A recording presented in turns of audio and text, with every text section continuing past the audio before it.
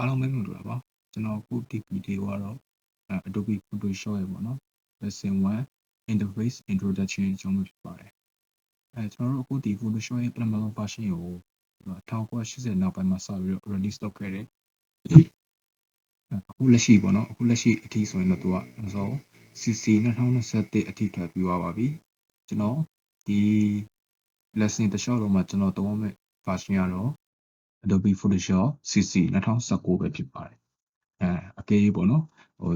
ကျွန်တော်နဲ့မတူတဲ့ version မျိုးသုံးနေတာဆိုရင်ဒါမှမဟုတ်ဒီအစောပိုင်း version မျိုးကိုသုံးနေတာဆိုရင်တော့တချို့နေရာတွေမှာတော့လွဲကောင်းလွဲနိုင်တာမျိုးတွေရှိနိုင်တယ်တချို့နေရာတွေမှာမတူတာမျိုးတွေရှိကောင်းရှိနိုင်တယ်ဒါကတော့အဓိကစိုးရင်ကြတော့မဟုတ်ပါဘူး lesson တွေကိုတေချာပုံမှန်ကြည့်ပြီးတော့လိုက်လို့မယ်ဆိုရင်တော့အဆင်ပြေသွားပါလိမ့်မယ်โอเคအဲ့ဒါဆိုကျွန်တော်အရင်ဆုံးပေါ့နော်ဒီ window ကိုတွားပါမယ် window ကိုတွားပြီးဆိုရင်ကျွန်တော် workspace ကို mouse လေးတင်လိုက်မယ်ပြီးသွားရင်ကျွန်တော် essential default ကိုကျွန်တော်ရွှေ့လိုက်ပါမယ်နေပေါ့နော်ဒီမှာဆိုရင်ကျွန်တော်ရဲ့workspace ကပုံစံတစ်မျိုးပြောင်းသွားပြီအခုချိန်မှာတော့ကျွန်တော် ਨੇ ပေါ့နော်ကျွန်တော်အခု workspace နဲ့အခုခင်ဗျားတို့ live လုပ်နေတဲ့လူတွေနဲ့တူမှာတော့မဟုတ်သေးဘူးအဲ့ဒါကြောင့်ကျွန်တော်တို့အကုန်လုံးတူတူဖြစ်သွားအောင်လို့ကျွန်တော် window လေးကိုပြန်သွားမယ်ပြီးသွားရင် workspace ကိုပြန်ရွေးမယ်ပြီးသွားရင်ဆိုရင်ဒီခါမှာတော့ကျွန်တော်ကဒီ reset essential ကိုကျွန်တော်နှိပ်လိုက်ပါမယ်โอเคဒါဆိုရင်ကျွန်တော်တို့ workspace ကအတူတူပဲဖြစ်သွားပါလိမ့်မယ်တချို့ကျွန်တော်စောစောပြောခဲ့တဲ့လိုမျိုးပဲပေါ့နော်ဒီအစောပိုင်း version တွေမှာသုံးနေတဲ့လူတွေဆိုရင်တော့ဒီ workspace ကနည်းကွဲခြင်းကောင်းကွဲနိုင်လိမ့်မယ်မတူကောင်းမတူနိုင်လိမ့်မယ်ပေါ့နော်ဒါပေမဲ့စိုးရင်ကြတော့မဟုတ်ဘူးအဓိကတော့ default setting အတိုင်းဖြစ်ရပါပြီโอเคပြီးသွားရင်ကျွန်တော်တို့ပေါ့နော်ဒီအခုဒီ workspace ဆိုရင်ကျွန်တော်တချို့ဒီအရှိ version တွေပေါ့နော် CS3 တို့တခါလေးတချို့ CS4 တို့ CS6 တို့ပါတော့ပေါ့အဲ့လိုမျိုးဆိုရင်တချို့လူတွေရဲ့ workspace တွေကနည်းလင်းကောင်းလင်းနေနိုင်ပြလင်းကောင်းလင်းနေနိုင်မှုတွေရှိကောင်းရှိနိုင်ပါတယ်ဒါပြီးတော့အဓိကတော့ဒီ workspace ကပေါ့နော်ခု CC နောက်ပိုင်းနေမှာဆိုတော့ဒီလိုမျိုးနည်းနည်းမှောင်နေပေါ့နော်ဒီခဲ dark gray ဘက်ကိုသူကလာတယ်အဲ့လိုမျိုးတွေရှိတယ်ဒါပေမဲ့အဲ့လိုမဟုတ်ဘူးကိုကဘယ် version ပဲဖြစ်ဖြစ်ကိုလိုချင်တဲ့ပေါ့နော်ဒီ color ကိုလိုချင်တဲ့အရာကိုပြန်ပြီးတော့ချိန်လို့ရတယ်အဲ့လိုမျိုးပြန်ပြီးချိန်မှုအတွက်ကြတော့ကျွန်တော်တို့ဒီ edit ကိုတွားမယ်ပြီးတော့ရင်ဒီအောက်ညားလေးမှာညားလေးကိုနှိပ်မယ်ပေါ့နော်ပြီးတော့ရင်ဒီ preferences ကိုကျွန်တော်နှိပ်လိုက်ပါမယ်ပြီးတော့ဆိုရင်ဒီမှာ interface ရှိပါတယ် okay ခုကျွန်တော် interface ကိုနှိပ်လိုက်မယ် okay ဒါဆိုရင်တော့သူကဒီလိုမျိုးလေးပေါ်လာတယ်ဗျ color theme ပေါ့နော်သူက၄မျိုးရေးလို့ရတယ် okay ဒီလိုမျိုးဒါကတော့ကိုကြိုက်တဲ့ color ကိုသူကရွေးပြီးတော့သုံးလို့ရတယ်ပေါ့နော်တချို့အဲ့လိုမျိုးအဖြူကြိုက်တဲ့လူတွေကြောင့်လည်းအဖြူကြီးပဲထားရမျိုးတွေရှိတယ်ဒါနည်းနည်းခဲပြတ်သွားတယ်ဒီကောင်ကကျတော့နည်းနည်း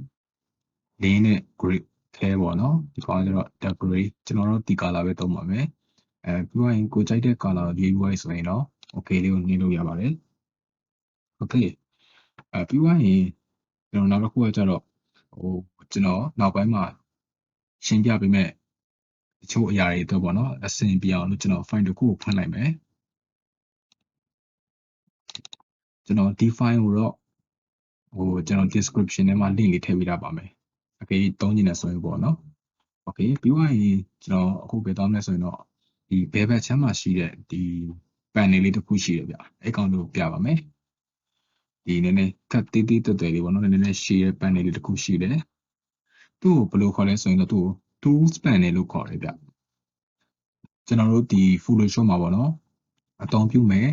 သုံးလို့ရတဲ့ tools တွေအကုန်လုံးကဒီလိုမျိုးဒီ panel လေးထဲမှာရှိတယ်ဒီ panel အရှိလေးထဲမှာရှိပါတယ် okay ကျွန်တော်တို့အဓိကအချက်ကတော့ကျွန်တော်ပထမဆုံးအနေနဲ့ဆိုရင်သူကဒီ tools တစ်ခုချင်းစီထဲမှာသူတို့ရဲ့ပေါ့နော်ဒီထူးခြားတဲ့ mouse cursor icon လေးတွေရှိတယ် okay ကျွန်တော်အခုဒီမှာဆိုရင်ကျွန်တော် mouse cursor လေးကမြားကောင်းလေးကျွန်တော်နောက်တစ်ခုပြောင်းလိုက်ရင်ဒါပုံစံလေးပြောင်းသွားတယ်ဒါတက်လို့မျိုးပေါ့နော် tools တစ်ခုချင်းစီမှာသူတို့ရဲ့ကိုယ်ပိုင် mouse cursor icon လေးတွေရှိတယ်အဲ့တော့ပေါ့နော်ကျွန်တော်တို့အနေနဲ့ဒီလိုမျိုး tools ကိုကြည့်ပြီးတော့ဒီ mouse cursor icon ကိုကြည့်ပြီးတော့ကိုကဘယ် tools ကိုရွေးထားလဲဆိုတာကို အလွယ်တကူသိနိုင်ပါတယ်အခုချိန်မှာတော့ကိုကပေါ့နော်ဒီ Photoshop ကိုနဲ့အကျန်းတဝင်မဖြစ်သေးဘူးဆိုတော့သိမှာတော့မဟုတ်သေးဘူးပြီးသွားရင်ကျွန်တော်တို့ဒီလိုမျိုးဒီ tools တစ်ခုကိုကျွန်တော်နှိပ်လိုက်ပြီပေါ့နော်ရွေးလိုက်ပြီဆိုရင်သူကဒီမျိုးလေးအဲ့ tools ရဲ့အနောက်မှာသူကအမဲအောင်လေးနဲ့ highlight လေးလုပ်ပေးရတယ်အဲ့ဒါလေးကိုလည်းကြည့်ပြီးတော့ကိုကဘယ် tools ကိုရွေးရတယ်ဆိုတာကိုသိနိုင်ပါတယ် okay ပြီးသွားရင်ကျွန်တော်တို့ပေါ့တေချာကြည့်မယ်ဆိုရင်ဒီ tools တွေရဲ့အောက်နားလေးတွေမှာသူကပြားကောင်းအဖြူလေးတွေရှိတယ်ဒါကဘာကိုပြလဲဆိုရင်ကျွန်တော်တို့ပေါ့နော်သူကဒီ tools ပေါ်ကို right click နှိပ်လိုက်မယ်ဆိုရင်သူနဲ့သက်ဆိုင်တဲ့တခြား tool လေးတွေထွက်လာအဲ့လိုမျိုးပေါ့နော်သူကဒီ tools တစ်ခုထဲမှာပဲဒီ icon ထဲမှာဒီအကွက်လေးထဲမှာဒီ tools တစ်ခုလည်းရှိတာမဟုတ်ဘူးသူနဲ့သက်ဆိုင်တဲ့တခြား tools တွေလည်းရှိတယ်ဆိုတာကိုသိနိုင်ပါတယ်ကျွန်တော်ဒီမှာဆိုရင်သူကသူနဲ့သက်ဆိုင်တဲ့ပေါ့နော် tools လေးခုထွက်လာတယ်အဲ့လိုတစ်ခုနဲ့တစ်ခုကတော့မတူပါဘူးဒါသူနဲ့ဆိုင်တယ်ပေါ့နော် tools တွေထွက်လာတယ် okay ပြီးသွားရင်ကျွန်တော်တို့ပေါ့နော်နောက်တစ်ခုကဒီအောင်နာလေးမှာတစ်ချက်ကြည့်မယ်သူကဘာလဲဆိုရင်ဒီတစ်ခုနဲ့တစ်ခုထပ်နေတဲ့အကွက်လေးနှစ်ကွက်ရှိတယ်အပေါ်ကအကွက်ကအမဲအောက်ကအကွက်ကအဖြူပေါ့နော်အဲ့လိုမျိုးဒီအပေါ်အကွက်ကိုဘယ်လိုမျိုးခေါ်လဲဆိုရင်သူကကျတော့foreground color လို့ခေါ်ပါတယ် okay နောက်တစ်ခုကဒီအောက်ကအဖြူအောင်အကွက်လေးကိုကျတော့ background color လို့ခေါ်တယ် foreground color နဲ့ background color ပါ okay ပြောရရင်သူ့ရဲ့အပေါ်လေးမှာဆိုတော့ဒီမြားကောင်းလေးနှစ်ခုရှိတယ်ဒီကျွန်တော်ထင်းကြီးဆက်ထားတယ်ပေါ့နော်ဒီနောက်ပိုင်းဆက်ထားတဲ့ဒီမြားကောင်းလေးနှစ်ခုရှိတယ်ဒီအတွင်းပိုင်းဆက်ထားတဲ့မြားကောင်းလေးနှစ်ခုရှိတယ်ပေါ့နော်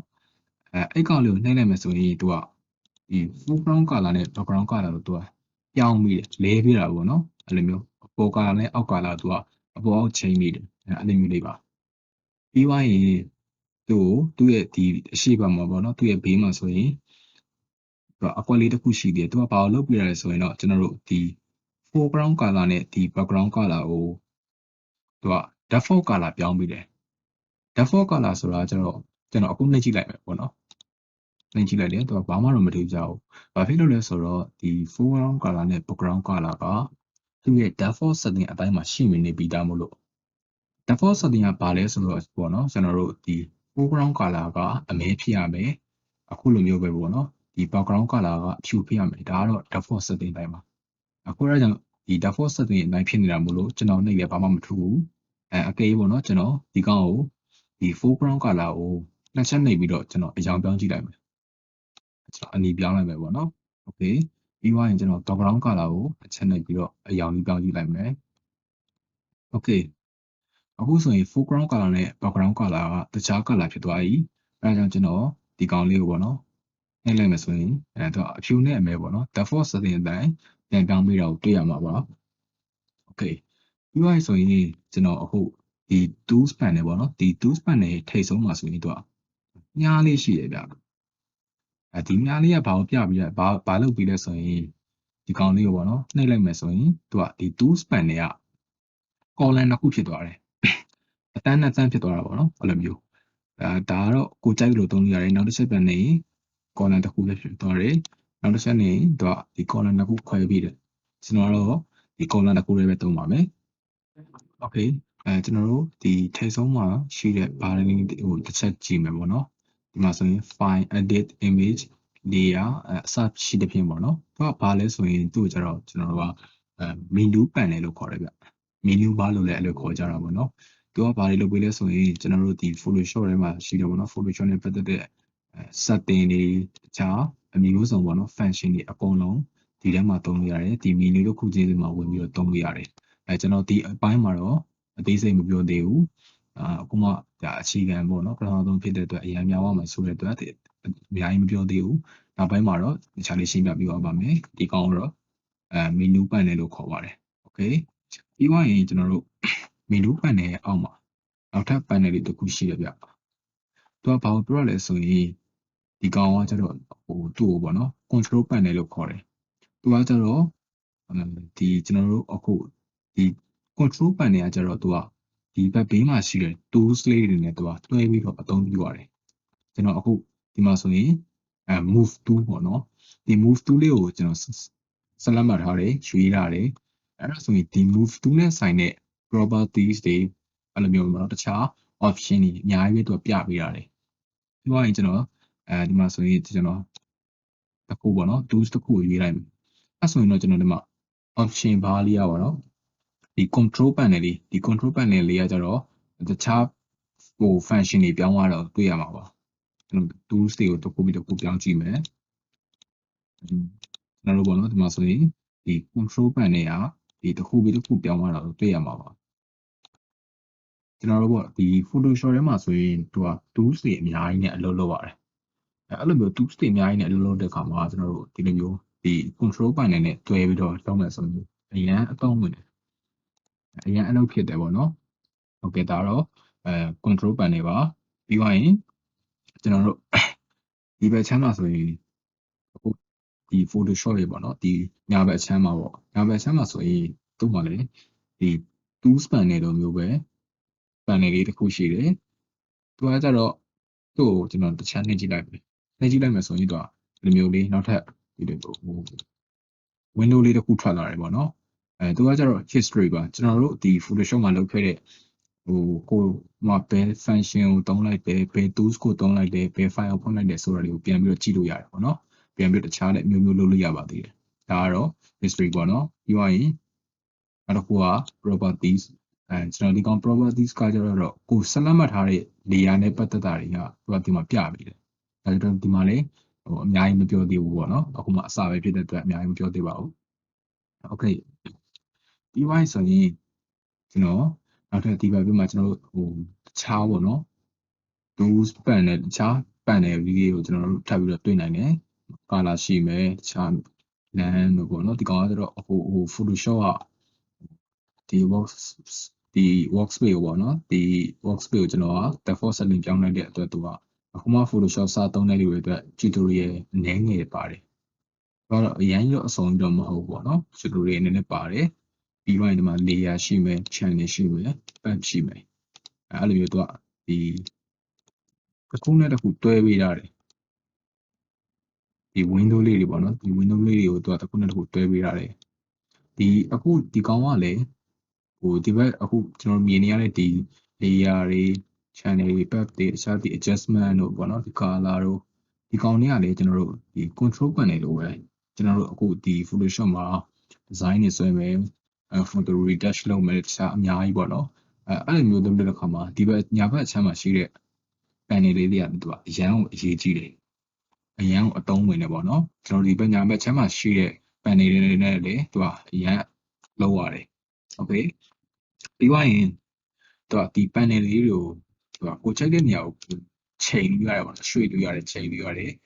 ကိုကြိုက်လို့ adjust လုပ်လို့ရတယ်ဒါပေမဲ့ကျွန်တော်ဒီမှာလည်းမပြောသေးဘူးတခြားနောက်ဗီဒီယိုတွေမှာပဲကျွန်တော်ဒီရှာလေးရှင်းပြပေးပါမယ်โอเคကျွန်တော်တို့ဒီအောက်ဘက်ကိုပေါ့နော်ဒီအောက်ဘက်ကိုထပ်ပြီးတော့ကြည့်မယ်ဆိုရင်သူကဒီမှာ66.67% ဆိုပြီးတော့ percent လေးပြပေးတယ်။သူကဘာကိုပြပေးဘာလဲဆိုတော့ကျွန်တော်တို့ပေါ့နော်အခုကျွန်တော်ဒီ file ကိုဖွင့်လာတယ်။ဒီ file ကိုကျွန်တော်ဖွင့်လာတယ်သူကကျွန်တော်တို့ဒီ workspace မှာဒီ file ကိုမြင်နေရတဲ့သူက percent ပေါ့နော်သူကကိုဒီ Photoshop မှာကိုယ့်ရဲ့ဒီ canvas ထဲမှာအခုဒီ file ကိုဘယ်လောက် percent နဲ့မြင်ရတယ်ဆိုတော့သူကပြတ်လာပေးရတယ်။ကျွန်တော်ပေါ့နော်ဒီကောင်ကို100% ကြောင်းကြည့်လိုက်မယ်အဲ့ဆိုရင်တော့ဒီကောင်ကအပြည့်ဖြစ်သွားမယ်ပေါ့နော်ဒါ100% ဖြစ်သွားမယ်ကျွန်တော်ကmonitor နဲ့တေးတော့အပြည့်မပေါ်ဘူးပေါ့နော် okay ကျွန်တော်ဒီကောင်50% ထားလိုက်တယ်ဒီဒါကတော့ကျွန်တော်ရဲ့ဒီ canvas ထဲမှာဒီ file ကိုပေါ့နော်ဒီ document ကိုဒါ50% နဲ့50% နဲ့မြင်နေရတာဖြစ်ပါတယ် okay ဟုတ်ပြီးသွားရင်ကျွန်တော်တို့ဒီမှာ display လေးတစ်ခုရှိတယ်သူရဲ့ဘေးမှာဆိုရင်မြားလေးရှိပါတယ်အဲ့မြားလေးကျွန်တော်နှိပ်လိုက်မယ်โอเคသူကဒီမှာဆိုရင်ဒီဘက်ဘေးမှာရှိတဲ့ display မှာပေါ့နော်ဒီ display မှာ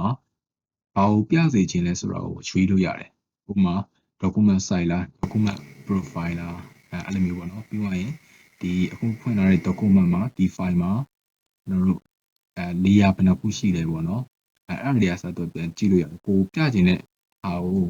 သူကရွေးထားလို့ရတယ်။ဒါဆိုရင်ဒီ file မှာ layer 6ခုရှိတယ်။အဲ့လိုမျိုး6 layer ဆိုပြလို့ရတယ်။အဲ့လိုမျိုးပေါ့နော်။ကိုပြစေချင်တော့ရွေးရလို့ရတယ်။ပြီးသွားရင်နောက်တစ်ခုကကျတော့ ဒီကောင်လေးကိုကျွန်တော်တို့လိုမျိုးလေး mouse နဲ့ဖိထားမယ်ဆိုရင်ဒီ document ရဲ့အလျားအနံပေါ့နော်တခြား resolution တွေပါတယ်ကိုတခြားပြပြီ okay ဟုတ်ပြီပြီးသွားပြီဆိုရင်ကျွန်တော်ကနောက်တစ်ခုပေါ့နော်နောက်တစ်ခုကကြတော့ဘယ်လိုသွားမလဲဆိုရင် document tab ကိုသွားမယ် document tab ဆိုတာဘာလို့လဲဆိုရင်တော့ကျွန်တော်တို့ပေါ့နော်အခုဒီမှာတတိထားမိတာတော့မသိဘူးကျွန်တော် document တစ်ခုဖွင့်လာတယ်ကျွန်တော်အလွယ်ပြောရကြတော့ file တစ်ခုပေါ့နော်အလွယ်ပြောမယ်ဆိုရင်ဒီ file ကိုဖွင့်လာတယ် file တစ်ခုကိုဖွင့်လာတယ်ဒီဘက်ကျွန်တော်တို့ဒီအပေါ်နားမှာဆိုရင်ဒီ file name လေးကိုပြပြီးထားတဲ့ဘာရန်လေးပေါ့နော်အဲ tab လေးတစ်ခုရှိတယ် okay ဒါကတော့ကျွန်တော်တို့ဒီတစ်ခုလုံးကဒါကျွန်တော်တို့ရဲ့ဒီ document tab လို့ခေါ်တယ်ကျွန်တော်ပေါ်ပြီးမြင်သာအောင်လို့ကျွန်တော် document အသစ်တစ်ခုဖန်တီးလိုက်မယ်အဲ့တော့ကျွန်တော် file ကိုတွားမယ်ပြီးရင် file ကိုတွားမယ်ပြီးရင်ရေးကို click နေလိုက်မယ်ပြီးရင်ကျွန်တော် create ကိုနှိပ်လိုက်မယ်ပေါ့နော် okay ပြီးရင်ကျွန်တော်နောက်တစ်ခု file ကိုပဲထပ်သွားမယ်ရေးကိုပြန်နှိပ်မယ်ပြီးရင်ကျွန်တော် create ပေါ့နော်ကျွန်တော်တို့ဒီအရင် version တွေဥပမာ CS6 တို့ CS3 တို့ပေါ့နော်အဲ့လိုမျိုးဒီအရင် version တွေတော့မှဆိုရင်တော့ okay တို့ဘာလို့နှိပ်လိုက်ရပါတယ်ဒီမှာဆိုရင်ကျွန်တော်ဒီမှာ untitled 2เนาะပြီးရင်ဒီမှာ untitled 1ပြီးဒီမှာ interface introduction သူကအဲ့လိုမျိုး document 3ခုဖြစ်သွားတဲ့အတွက်သူက tab 3ခုပေါ်လာတယ်အဲ့လိုမျိုးပေါ့နော်ကိုကဘယ် document ကိုတွားခြင်းလဲဆိုရင်သူကကိုတွားခြင်းတဲ့ document ကိုပဲ tab ကိုပဲသူကနှိပ်လိုက်လို့ရတယ်အဲ့ဒါကြောင့်ပေါ့နော်အဓိကတော့ကျွန်တော်တို့ဒီ Photoshop တွေမှာဆိုရင်သူက document တွေအများကြီးကိုတစ်ချိန်တည်းမှာပဲသူအသုံးပြုလို့ရတယ်ဒီပြိုင်နဲ့ပေါ့နော်အလုပ်လုပ်လို့ရတယ်အဲကြောင့်သူကဒီလိုမျိုးလေးတွေ document tab လေးတွေသူစီမိရတယ်ကိုတွားခြင်းတဲ့ document ပဲသူကရွှေ့ပြီးတော့နှိပ်လိုက်အောင်ပဲအကယ်ပေါ့နော်ကိုကဒီ document ကိုမလိုချင်တော့ဘူးသုံးခုကအဲ့လိုမျိုးပေါ့နော်အဲ့ဒါမျိုးဆိုရင်ပိတ်လိုက်လို့ရတယ်သူကဒီဘက်ဘေးမှာရှိတဲ့ဒီ document နာမည်လေးဘေးမှာရှိတဲ့အမားချစ်တွေကိုနှိပ်လိုက်တယ်ဆိုရင်သူကဒီ document ပျောက်သွားပြီ okay ကျွန်တော်နောက်တစ်ခုပြန်ပိတ်မယ်ဒီအမားချစ်တွေကိုပဲပြန်နှိပ်မယ် okay ကျွန်တော်တို့ပထမဆုံးဖွင့်လာတဲ့ document tab ကိုရောက်သွားပါပြီ document ဖြစ်သွားပြီပေါ့နော်ကျန်တဲ့ကျွန်တော်အသစ်ခေါ်လိုက်တဲ့အသစ် create လုပ်လိုက်တဲ့ document တစ်ခုကပျောက်သွားပြီ okay ဟုတ်ကဲ့ဒါကတော့ပေါ့နော်ကျွန်တော်တို့အဓိကဒီ Photoshop ရဲ့ပေါ့နော် interface အကြောင်းလေးပဲဖြစ်ပါတယ်ဒါကျွန်တော်တို့ဒီနောက်ထပ်ဗီဒီယိုဒီမှာဆိုရင်ဒီနောက်ဗီဒီယိုပေါ့နော် lesson 2မှာဆိုရင်တော့ဒီ interface နဲ့ပြီးတော့ဒီကျွန်တော်တို့ panels တွေပြီးတော့ဒီ workspace တွေအကြောင်းကိုကျွန်တော်တေချာလေးရှင်းပြပြပါမယ်